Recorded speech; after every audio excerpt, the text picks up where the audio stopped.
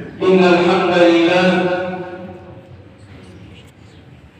اللهم لك الحمد كله ولك الشكر كله حمدا لك حتى ترضى وحمدا لك إذا رضيت وحمدا لك عند رضاك وأشهد أن لا إله إلا الله وحده لا شريك له نادى عباده المؤمنين وقال يا أيها الذين آمنوا اتقوا الله وكونوا مع الصادقين وأشهد أن سيدنا محمدا عبده ورسوله وصفيه من خلقه وحبيبه من أجمل ما وصف به نبينا صلى الله عليه وسلم الصادق الأمين اللهم صل وسلم وزد وبارك عليه وآله وصحبه ومن سار على نهجه واستنى بسنته ودعا بدعوته إلى يوم الدين أما بعد أحبتي في الله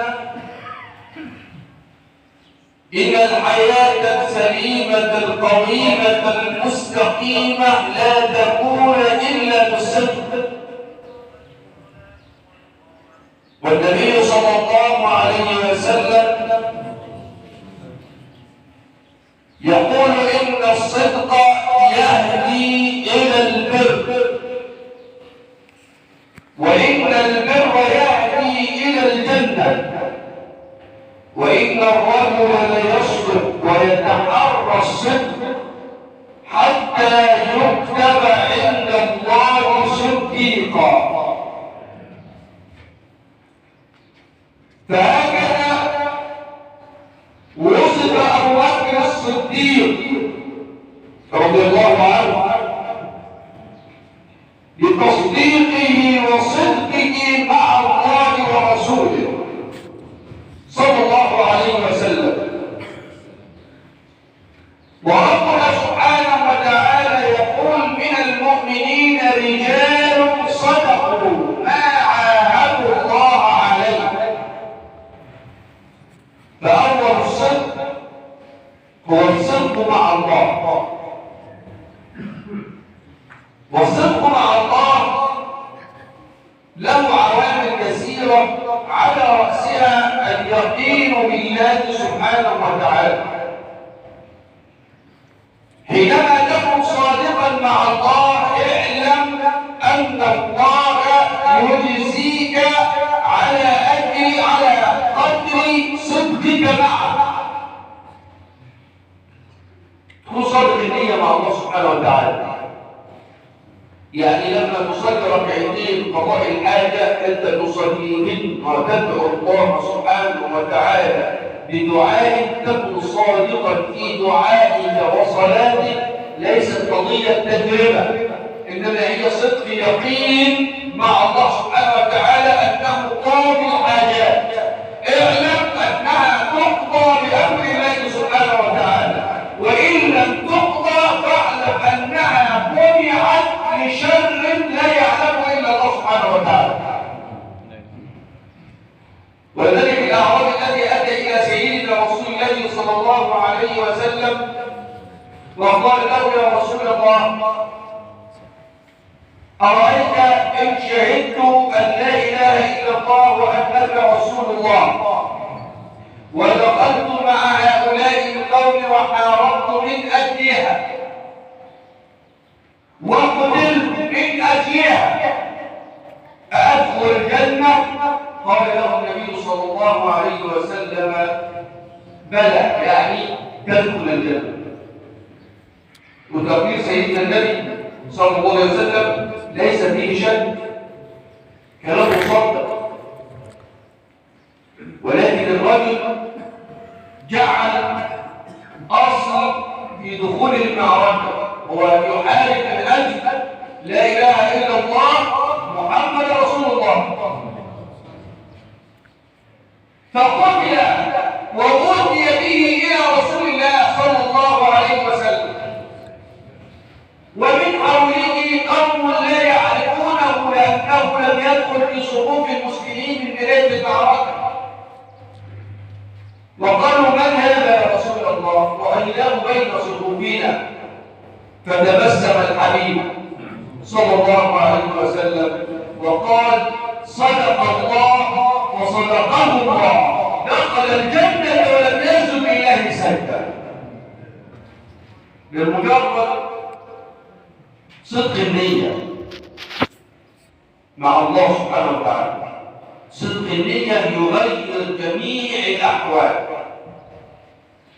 ومعظم الهموم والغموم وكذا وكذا. إنك غير صادق مع الله، لم يكن عندك صدق يقين بأنه الرزاق، بأنه الضار والنافع والمعطي والمانع، بأنه على كل شيء قدير، بأنه بيده مقادير ومقاليد السماوات والأرض، بأنه هو الذي يقول للشيء كن فيكون.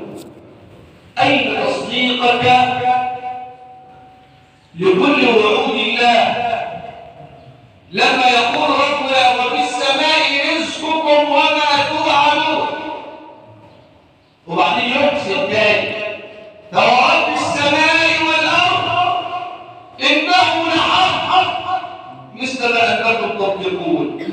وبعد كده شهاب الرزق بعد الآيتين دول، بعد ما ربنا أقسم بذاته وقسم ربنا بذاته قسم ليس هين، وبعد ذلك تحمل هم الرزق. ولما نتكلم عن الصدق من كذب فليعلم أنه منافق أو جبان. واحد الله ولديك لذلك ايه؟ فالخير من غير الله، لأنه لو يخاف الله لصدق. طيب، أو منافق جبال سيدنا النبي صلى الله عليه وسلم آية المنافق ثلاث: إذا وعد أخلف، وإذا ثمن خان، وإذا حدث كذب. يبقى من ضمن آيات النفاق إيه؟ الكذب. وعليه الكذب المباح اللي أحده سيدنا النبي صلى الله عليه وسلم، قال عند الحرب: والكذب على أهل بيته. وهو الكذب على بيت ناس كتير جدا فهمها غلط. الكذب على أهل بيتك في أمور العاطفة فقط، أمور العاطفة فقط، غير كده كذب غير مباح. يعني لما تمدح زوجتك هذا كذب مباح. إنما كنت فين يا فلان؟ مثال، كنت فين؟ لو عرفت ان انت كنت عند اخوك ولا عند اختك ممكن يعني تقوم الدنيا ولا تقوم. لا تعرف. وان اردت الا تعلمها فلا تقل لها شيئا اخر. كنت في مكان المال، كنت مشوار وخلاص، لكن هتحدد لا تعرف. لان عندي كذب يرزقك معانا لو انت البيت هيخرب، وسيدنا النبي قال الكذب مباح على الزوجه في الامور الحياتيه عشان لا افهم مقصد رسول الله صلى الله عليه وسلم.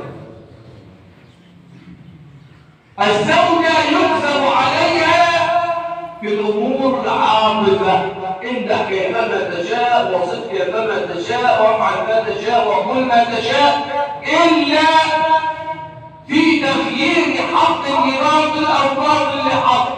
تقول ده كذب على الزوجه مباح. من اين اتيت بهذا؟ وحي الله. لذلك سيدنا النبي لما وضع في امر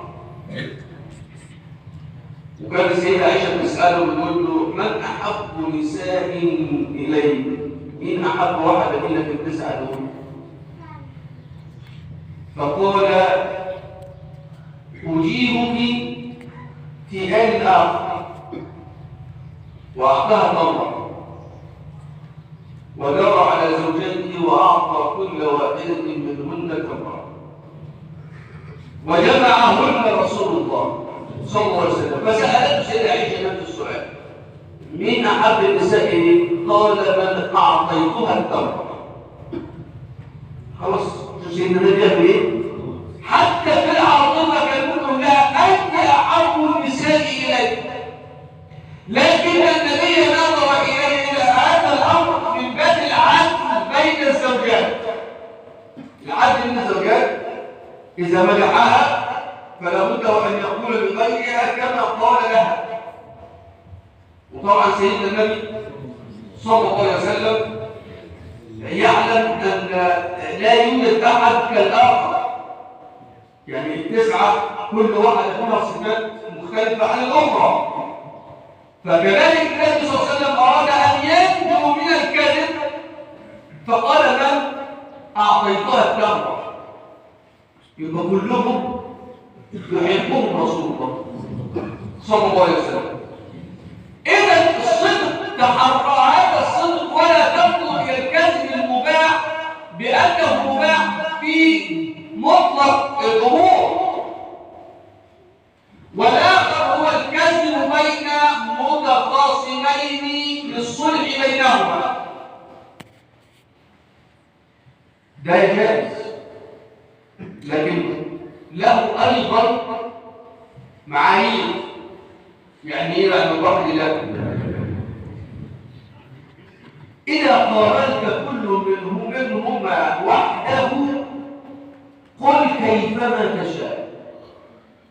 لوحده قل: والله فلان الذي أنت تخاصمه دايما يمدح فيه ولم يصفك أبدا بوصف قبيح، ويقول يعني ان الساعه التي تمر بيني وبينه ونحن متخاصمين انا اكون في حزن شديد ولكن لا استطيع ان اصالحه، اخشى ان تقدر الاحسان يقابلني بالاساءه، وتظل تقول ولو لم يكن، وتقابل الاخر وتقول مثل ما اقول واكثر.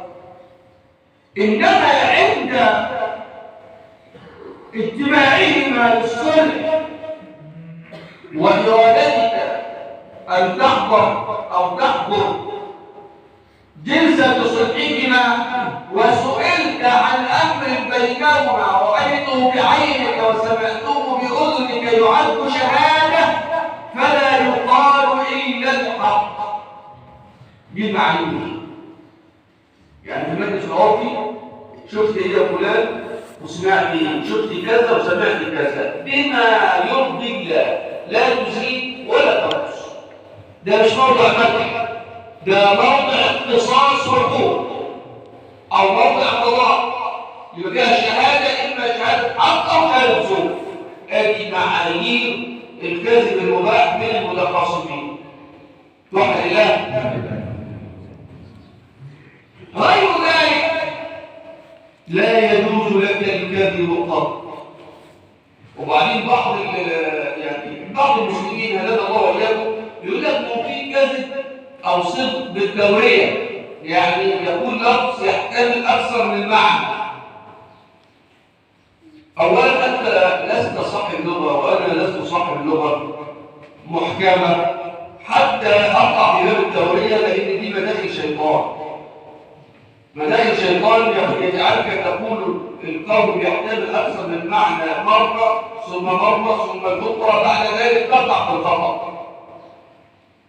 والتوريه كمثل ما حدث مع سيدنا رسول الله صلى الله عليه وسلم وسيدنا ابو بكر وهما في الهجره، فسئل ابو بكر الصديق رضي الله عنه عن رسول الله: من هذا الرجل الذي معك؟ فقال: هذه يهديني الطريق. وصدق أبو بكر الصديق رضي الله عنه، يعني كلمة ليست فيها كذب، هذه يهديني الطريق. هذه الكلمة لا تقال إلا في شأن رسول الله صلى الله عليه وسلم، لأنه لا يهدي إلى الطريق الحق وطريق المستقيم إلا رسول الله صلى الله عليه وسلم، وإنك لتهدي إلى الطريق المستقيم. واحد الآن إذا الصدق، شوف سيدنا النبي قال فيه عشان يعني ما نطولش عليه. أيسرق المؤمن يا رسول الله؟ قال نعم. أيزني المؤمن؟ قال نعم. أيكون بخيلا؟ قال نعم. أيكون كذابا؟ قال لا. أي شيء موضوع حديث آخر: لا يسرق السارق حين يسرق وهو مؤمن، ولا يزني الزاني حين يزني وهو مؤمن. يعني وارد ان هو يحصل. عندي كلمة: أيكذب المؤمن يا رسول الله؟ قال لا. إنما يعني توقف عندها علماء الحديث عند اللفظ، قالوا الذي وصف بأنه غير كذاب هو المؤمن. وفي فرق بين المؤمن والمسلم. لا يكذب المؤمن لأنه يعلم أنه لا يستطيع أحدا أن يضره أو ينفعه إلا الله سبحانه وتعالى. ده مؤمن. عشان كده من المؤمنين رجال صدقوا ما عهد الله عليه، فمنهم من قضى نحبه ومنهم من ينتظر وما بدلوا تبديلا. إنما لو كان مسلم وارد، لأن الإيمان بالله قضية صعبة. الناس اللي تعتقد، الناس اللي تبقى تعتقد إن الإيمان ده درجة بسيطة، لا والله. عايز تعرف إيمانك؟ جرب إيمانك في معاملتك مع الله سبحانه وتعالى. خلوتك كجمعك بين الناس، لما تكون لوحدك وتكون في ورع وفي خشوع وفي خوف من الله كما أنت بين الناس، هذه صفة واحدة فقط ابحث عنها في نفسك. إن وجدتها وأعظم فأنت حقا مؤمنا بالله سبحانه وتعالى. فنفى النبي الكذب عن المؤمن. يبقى لو كذبت أسألك وأقول لك أين إيمانك؟ جدد إيمانك. عشان سيدنا النبي صلى الله عليه وسلم نفى الكذب عن المؤمن. ولذلك لما وصف سيدنا النبي بالصادق الأمين أول وصف ليه؟ لأن قضية الإسلام كقرآن وسنة محتاجة واحد صادق. الأحاديث عموما يسقط الحديث إذا سقط السند. يعني رواة الحديث بموضوع الله، رواة الحديث وليكن 10 عن فلان عن فلان عن فلان عن فلان، هل جاء التواتر من أول سيدنا النبي صلى الله عليه وسلم إلى الآن نقل.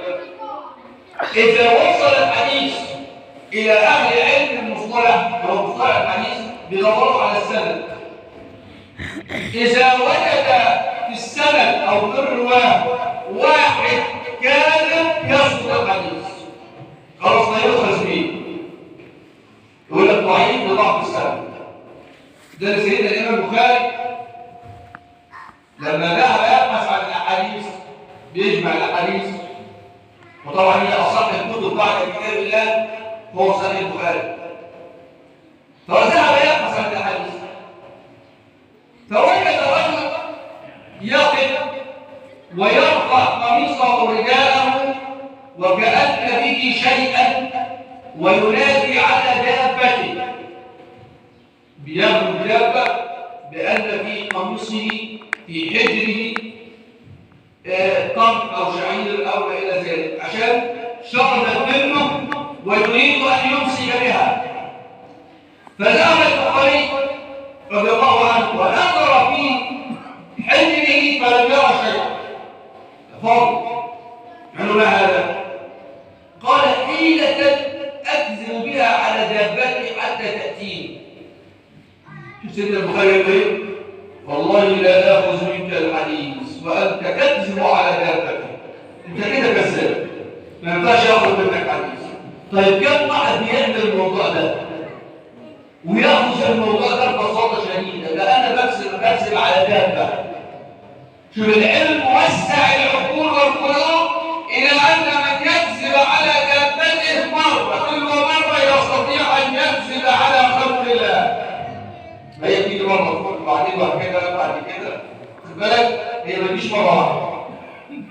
لذلك سيدنا النبي في الحديث يقول إن الكذب يهدي إلى الفجور وإن الفجور يهدي إلى النار وإن الرجل لا يكذب ويتحرى الكذب حتى يكتب عند الله كذابا.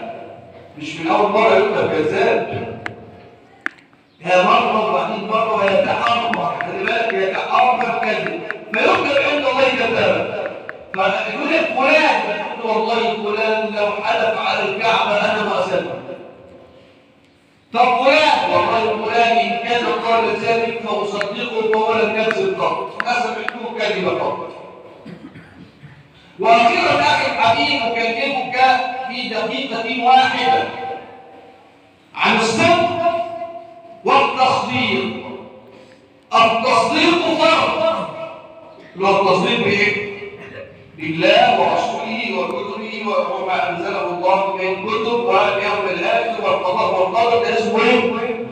تصديق. ده فرض، لازم تكون مصدق لكل ما أنزله الله. والصدق صفة خلقية وخلقية خلقت بها ويجب أن تتخلق بها إلى أن تموت. واعلم أن النبي صلى الله عليه وسلم حذر منها حتى لا تكذب على الله في وقت ما.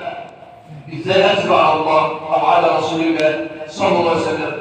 هو سيدنا النبي يقول من كذب علي متعمدا فليتبوأ مقعده من النار. نعم. طب هو سيدنا النبي انت دلوقتي عشان تكذب عليه؟ لا. امال يعني ايه؟